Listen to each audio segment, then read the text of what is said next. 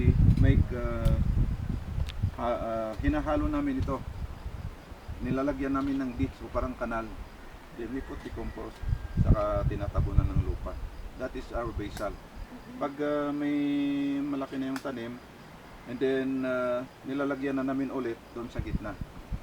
Tapos yung soil doon sa kanal, yun ang kinukuha namin na tinatabon.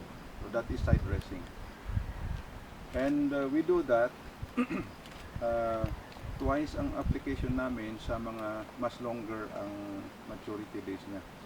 Like broccoli, it takes about 70 days to mature.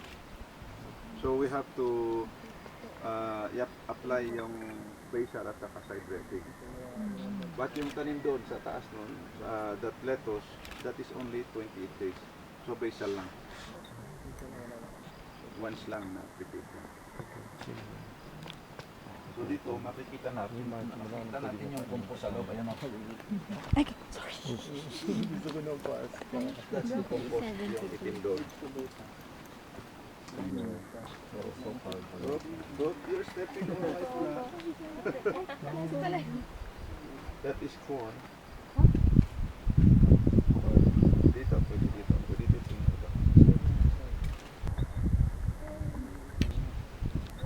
Tapos sir, mga spray wala kayo kahit organic? Yung ano, yung sako, yung... Pagka ano lang yun.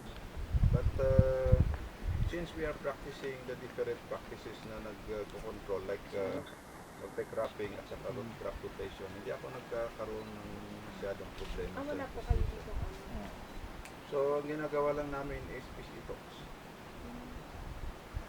Regular na nagpipislit lang kami, manual picking.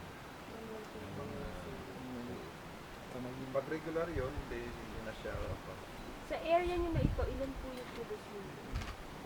ilan. Kilos, ganun. We produce about in a week mga